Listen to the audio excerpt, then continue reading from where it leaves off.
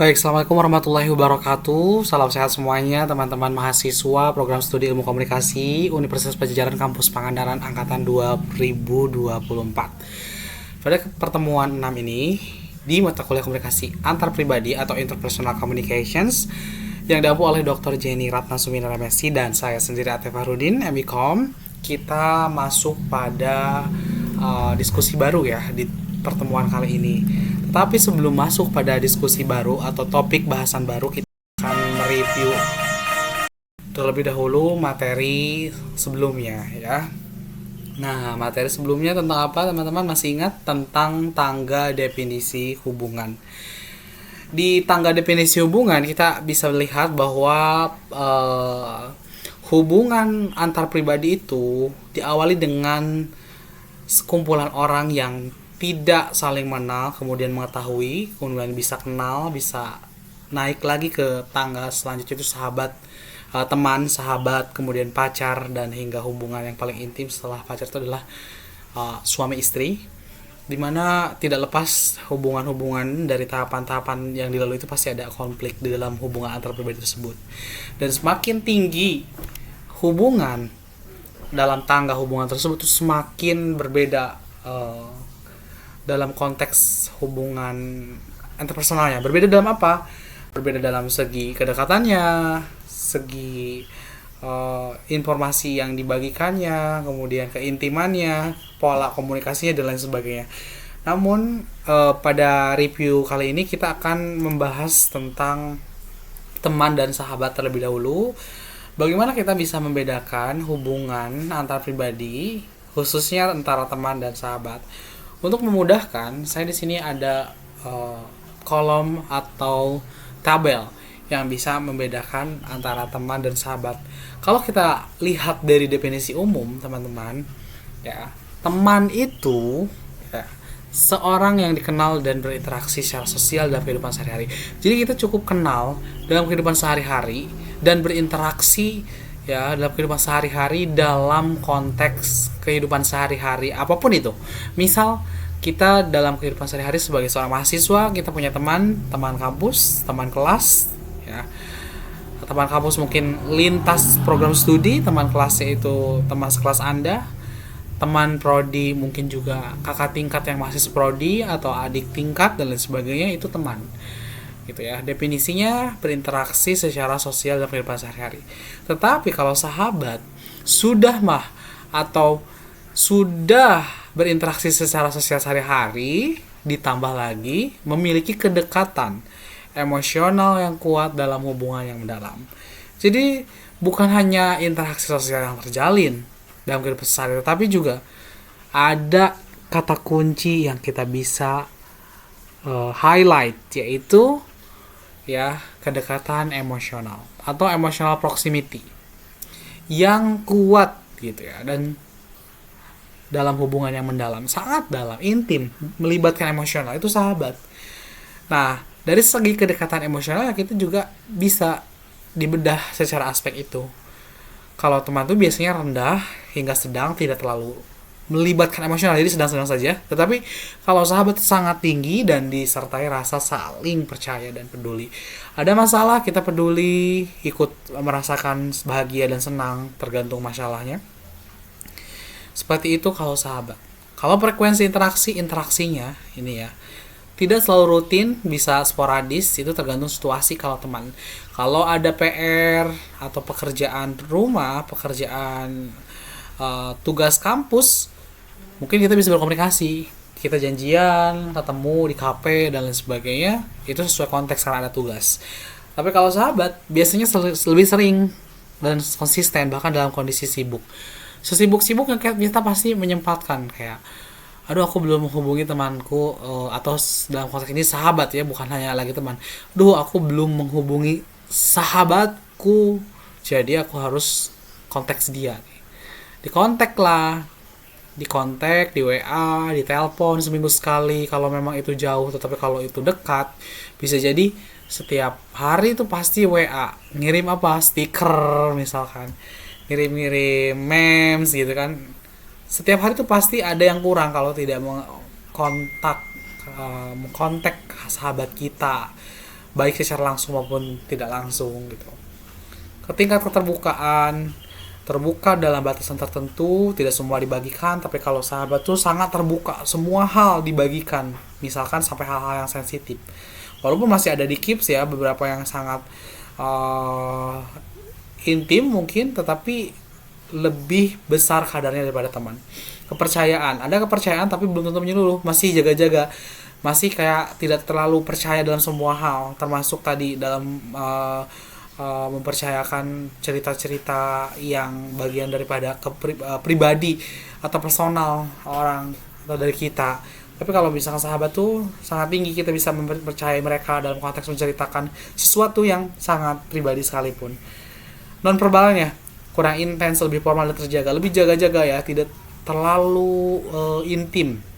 Itu kalau dengan sahabat tuh sangat spontan, ekspresif. Kita bahkan tidak malu-malu memperlihatkan nonverbal yang tidak orang lain ketahui, misalkan ekspresifnya kita, terbahaknya kita, kalau kita tertawa terbahak-bahak tuh kita tidak canggung di depan sahabat, mudah memahami tanpa kata-kata, kita bisa menebak sahabat kita sedang merasakan apa dari nonverbalnya saja.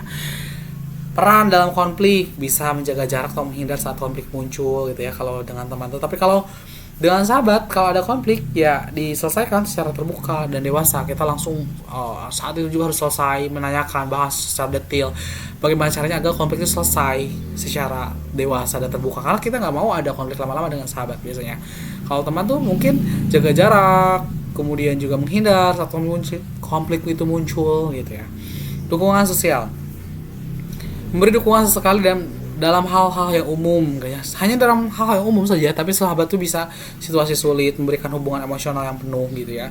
Durasi hubungannya bisa jangka pendek atau menengah, tergantung konteksnya. Kalau teman setelah lulus kuliah, biasanya teman itu ya sudah lost contact, tapi kalau sahabat bisa bertahan lama, bahkan seumur hidup. Komitmen dalam hubungan rendah hingga sedang, tergantung situasi. Lagi-lagi kalau sahabat itu tinggi, ada rasa tanggung jawab dan loyal dalam hubungan. Loyal, sangat loyal. Loyal itu berarti kayak apapun kita berikan gitu ya, selama itu masih dalam konteks timbal balik yang impas. Loyalitasnya sangat tinggi. Dalam kualitas komunikasi cenderung permukaan dan situasional. Jadi cuma di permukaan obrolannya tidak mendalam, tapi kalau sahabat itu dalam, sangat reflektif. Kita sangat reflektif dalam artinya kita bisa bercermin dalam obrolan tersebut, ada feedbacknya juga apa yang kita berikan, dan kita juga mendapatkan feedback dan penuh empati, saling mendukung secara emosional. Seperti itu ya. Itu perbedaan teman dan sahabat. Kita di lain kesempatan akan membahas jenjang tangga hubungan interpersonal yang lainnya, tetapi untuk di pertemuan kali ini cukup di teman dan sahabat. Dan kita akan masuk pada pembahasan baru, yaitu efektivitas komunikasi antar pribadi dari Joseph De Vito, masih Joseph De Vito, di mana kita akan melakukan pendekatannya dengan model humanistik. Nah, ada beberapa poin model humanistik di dalam komunikasi antar pribadi itu, yaitu keterbukaan, berpikir positif, dukungan, kesetaraan, empati, openness, positiveness, supportiveness, equality, dan empathy. Nah, kita akan bahas satu-satu. Teman-teman, dalam efektivitas hubungan dengan model humanistik Joseph De Vito, yang pertama yaitu openness atau keterbukaan adalah kemampuan membuka diri atau berbagi informasi dengan orang lain sehingga orang lain mampu mengenal dan memahami diri kita, juga sebaliknya. Jadi kalau kita buka ya definisi ini, itu mirip lapisan-lapisan dalam komunikasi interpersonal atau hubungan interpersonal. Jadi ada lapisan paling luar sampai lapisan terdalam. Inilah openness itu sendiri atau keterbukaan itu sendiri. Jadi kalau kita kenal sama orang, baru kenal itu baru membuka lapisan-lapisan luar aja. Dalam obrolan pun tidak terlalu dalam. Nah, kemudian kita beralih dari saling kenal menjadi teman, itu bisa hanya masuk ke lapisan yang selanjutnya, mungkin lapisan kedua gitu ya, semakin membuka diri tentang siapa kita, dari mana asalnya, dan lain sebagainya. Itu seperti itu. Jadi openness itu keterbukaan, sehingga kita bisa saling mengenal. Semakin terbuka, semakin mengenal antara kita dengan partner kita dalam hubungan interpersonal. Saya kasih contoh biar bisa dipahami. Openness itu kan keterbukaan ya. Kita bisa bikin range atau rentang dari mulai keterbukaan yang rendah, sedang, sama tinggi. Kalau yang rendah biasanya kita menutup diri. Kalau kita masih menutup diri sama seseorang dalam konteks hubungan, misalkan pertemanan atau saling mengenal dalam suatu lingkungan, misalnya program studi atau di kelas kita masih menutup diri dan enggan berbagi pikiran dan perasaan, itu masih rendah keterbukaannya. Kalau di sini contoh kan mahasiswa tidak berani menyampaikan kesulitan belajarnya kepada dosen, ya karena ada gap, ada jarak gitu ya, ada jarak antara mahasiswa dan dosen itu cukup sebagai status dosen dan mahasiswa saja. Kalau dia sudah sampai membuka apa masalahnya dan sebagainya, ya dia bisa jadi membuka masalah dalam akademik itu ke temannya. Kalau ke dosennya, bisa jadi dosennya itu mungkin lebih dari sekadar dosen, bisa jadi dosen wali. Nah, kalau dosen biasa, dosen pengampu, ya tidak mungkin. Kalau dosen wali masih mungkin. Nah, statusnya bergeser. Dosen wali itu memang bisa ada komitmen kedekatan yang lebih. Kalau misalkan yang sedang, ya terbuka hanya dalam hal umum, masih membuka diri, tapi masih membatasi, membuka diri tapi masih membatasi, masih membunyikan banyak hal yang pribadi. Teman bercerita tentang aktivitas kuliah tetapi tidak sampai membahas masalah pribadi. Nah, kalau tinggi itu sangat terbuka dalam perasaan, pikiran, dan pengalaman secara jujur. Kan ada yang di atas sahabat, yaitu pasangan ya, pacar atau suami istri, biasanya sangat terbuka, saling berbagi kekhawatiran. Kalau ada masalah dibuka, aku tuh tadi gini dan sebagainya, dan berbagi mimpi di masa depan. Aku punya cita-cita deh, pengen kayak gini, tapi aku tuh membagi waktunya kayak gini, bisa nggak ya, bla bla bla. Itu sangat terbuka. Nah, ini contohnya. Kemudian yang kedua adalah positiveness, yaitu kemampuan untuk bersikap di mana melihat orang atau masalah dengan mengutamakan hal yang baik dan jauh dari prasangka. Jadi kita selalu positive thinking terhadap menyikapi atau melihat orang lain atau masalah. Ya, jadi kalau kita selalu mengutamakan positive thinking dalam melihat orang lain dan masalah, itu berarti positiveness kita sangat baik, teman-teman. Jelas ya, positive thinking itu dalam aspek-aspek yang menunjang kehidupan, kesuksesan mereka dalam interpersonal communications life atau kehidupan interpersonal itu paling besar. Di sini positive thinking paling besar di dalam jajaran kata-kata yang muncul dalam word cloud. Word cloud itu kumpulan kata-kata yang muncul. Positive thinking sangat dominan, artinya which means yang berarti ini sangat berperan penting dalam kesuksesan interpersonal communications life seseorang. Kalau kita bisa lihat perbandingannya dengan tabel ini biar lebih mudah, orang yang positivitasnya rendah itu cenderung negatif thinking dan selalu mengkritik dan selalu mencuri ke orang lain. Ini nih yang salah tuh orang lain gitu, selalu mencari kambing hitam, tidak introspeksi gitu ya. Kalau misalkan karyawan baru dianggap malas hanya karena datang terlambat sekali, langsung bos yang positivitasnya sangat rendah langsung kayak, kamu malas ya orangnya tuh, masa hari pertama aja langsung datang terlambat. Padahal kalau kita bisa lihat dengan positiveness yang tinggi, mungkin dia terjebak macet atau hal yang tidak bisa terelakkan di perjalanan dan sebagainya. Kalau yang sedang netral saja, kadang berpikir positif, kadang berpikir sinis terhadap situasi atau orang lain gitu ya. Ada teman yang memuji ide seseorang, wah bagus ya kamu idenya, tetapi kayak di belakang masih ngomongin, dia bisa kayak gitu, bener nggak ya gitu. Itu masih sedang. Tapi kalau tinggi, biasanya sama sahabat atau pacar atau suami istri, fokus pada sisi-sisi yang baiknya saja dan sambil mengapresiasi tulus dan memotivasi. Jadi kayak kalau di sini contohnya manajer ya. Manajer memberikan umpan balik dengan nada membangun walaupun memberi kritik. Jadi boleh manajer dengan positiveness yang tinggi itu walaupun mengkritik tetapi selalu tulus memberikan umpan balik yang baik gitu ya, kayak memotivasi. Jadi kalau pimpinan yang selalu motivasi, memberikan feedback yang baik dan mengkritik, secara terbuka, secara jujur, itu positifnya sangat tinggi. Tidak langsung ngejudge orang. Tapi kalau dalam hubungan biasanya positifnya yang sangat tinggi biasanya dalam sahabat, karena selalu support everything inside the relationship gitu ya. Jadi kalau misalkan dalam persahabatan, di dalam hubungan itu apapun selalu dipandang positif gitu. Dengan catatan harus jujur, memang katakanlah positif kalau memang itu positif. Dan biasanya sahabat itu cenderung memberitahu atau ngasih tahu kalau memang itu buruk. Nah, biasanya gitu. Kalau teman masih kayak aku canggung ngasih tahu dia kalau dia tuh begini-begini karena ya tidak terlalu dekat. Tapi kalau sudah dekat tuh sampai hati mengasih tahu kekurangan, itu berarti sudah sahabat. Nah, sudah support. Suami istri apalagi gitu ya. Pacar juga seperti itu. Yang ketiga, supportiveness. Kalau tadi apa? Positiveness tuh cara kita memandang sesuatu ya, selalu positif. Kalau supportiveness itu kemampuan untuk support others atau orang lain, baik dalam pembicaraan maupun aktivitas ya, sehingga orang lain merasa mendapat dorongan dan dibantu. Dalam hubungan ini sangat penting teman-teman. Kalau kita nggak ada support, hubungan tersebut cenderung tidak akan berkembang. Ya, kita bisa pahami dari tabel ini.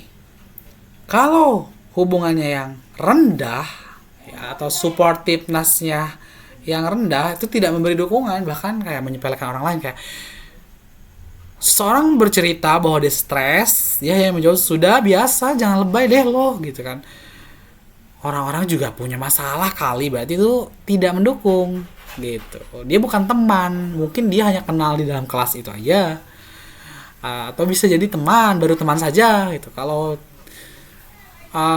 mendukung jika saat diminta atau jika perlu, ada orang yang datang, ya aku mau curhat dong, ya boleh gitu kan. Gimana gini-gini, oh kalau menurutku sih kamu harus gini-gini ya gitu. Itu sedang, bisa jadi itu teman. Kalau tadi hanya kenal, teman biasanya mendukung saat diminta atau perlu. Tapi kalau sudah tinggi, proaktif tanpa diminta, memberi dukungan dan menciptakan rasa aman yang dihargai. Rekan kerja yang secara aktif membantu ketika melihat ada yang kesulitan, berarti dia sudah sangat supportiveness-nya sangat tinggi. Bisa jadi bukan hanya rekan kerja, jadi sahabat juga di tempat kerja. Kan di teman kuliah pun juga bukan hanya classmate atau teman sekelas, tapi juga ada sahabat tercipta. Jadi ketika ada masalah, terlihat dari raut muka seseorang tuh langsung proaktif. Kamu ada masalah ya? Aku kayaknya lihat kamu lagi galau ya, cerita dong. Nah, tanpa diminta biasanya supportiveness sangat tinggi tuh, ya langsung gercep gitu. Bisa dipahami ya sampai sini teman-teman. Equality atau kesetaraan adalah kemampuan bersikap untuk menerima perbedaan namun tidak membedakan seseorang baik dari latar belakang pendidikan, culture, etnik, agama, ekonomi. Jadi equality itu menerima perbedaan dan lebih jauhnya lagi tidak membeda-bedakan dari latar pendidikan, culture, etnik, agama, ekonomi gitu. Jadi kalau udah tahap di sini udah setara aja. Kamu nonis, saya muslim, saya Islam, kamu nonis, saya Kristen, kamu Islam, atau dan lain sebagainya, kamu ateis, itu kita tetap sama sebagai human being.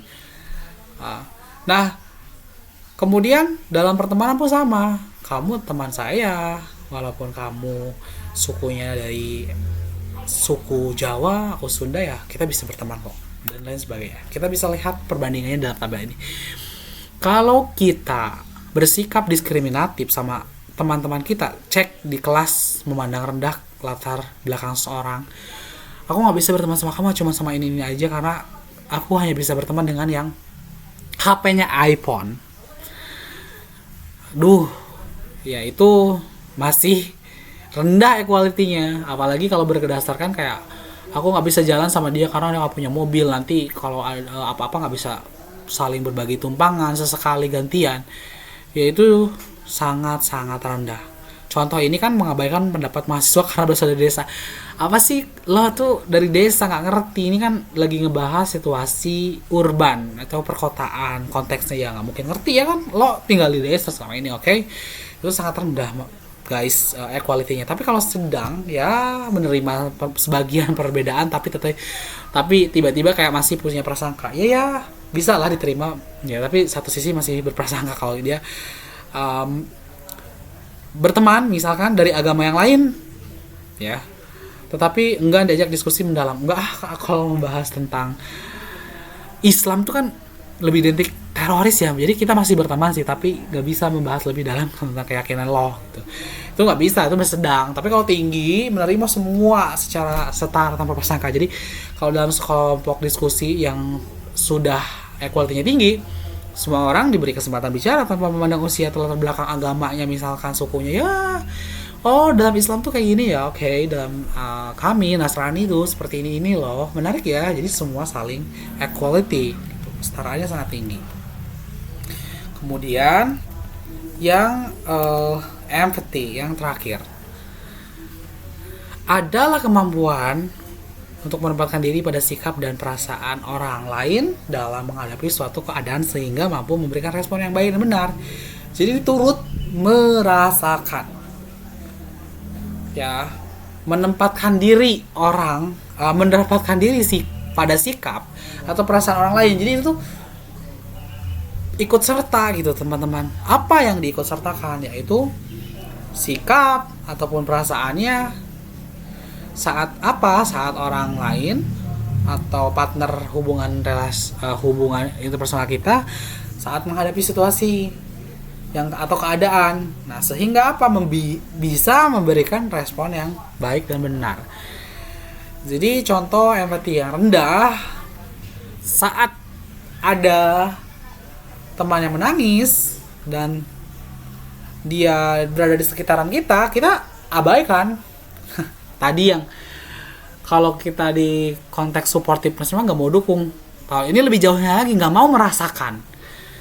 Biarin aja dia nangis, dia sedih, dia baru putus sama pacarnya, emang gue pikirin, peduli amat gitu, nggak peduli.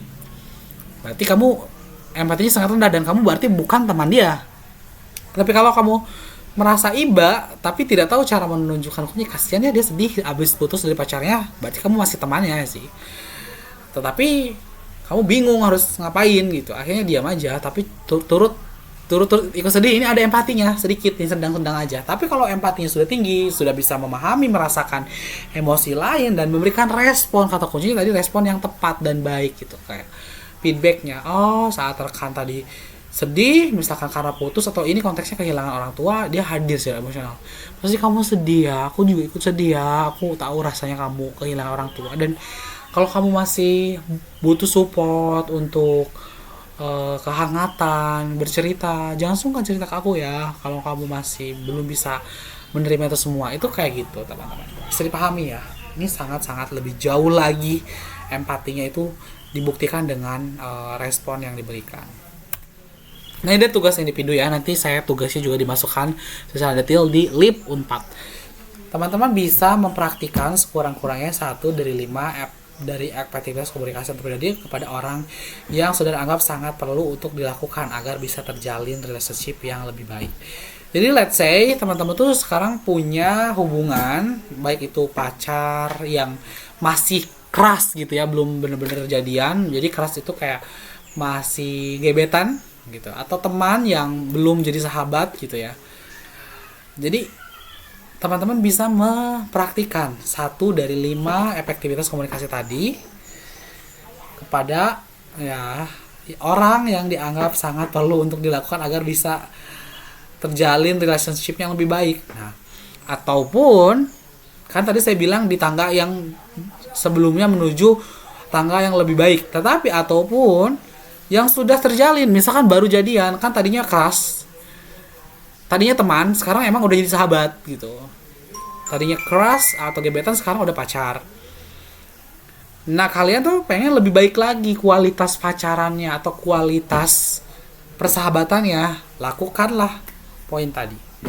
Salah satunya ya, kamu coba praktek dalam waktu yang ditentukan, misalkan dalam 1 minggu ini, ya misalkan tugas ini kan 1 minggu, lakukan. Kayak kamu mau menerapkan openness, kayak keterbukaannya, bercerita, saling berbagi dan sebagainya. Nanti kamu amati, ya kamu riset, tuliskan, dilaporkan dalam 5W1H secara naratif ya. Selama studi kamu atau praktik kamu melakukan openness, kan openness salah satu dari efektivitas komunikasi antar pribadinya. Begini. Atau bisa juga yang empatinya. Kamu lihat kalau di sahabat kamu sekarang lagi ada masalah, kamu mencoba memberikan solusi dan sebagainya, dipraktikan. Ya, seperti itu. Kamu ceritakan secara naratif, nanti detailnya bagaimana ketentuannya saya akan masukkan di LIP Unpad. Terima kasih atas perhatiannya. Assalamualaikum warahmatullahi wabarakatuh. Salam sejahtera, salam sehat untuk semuanya.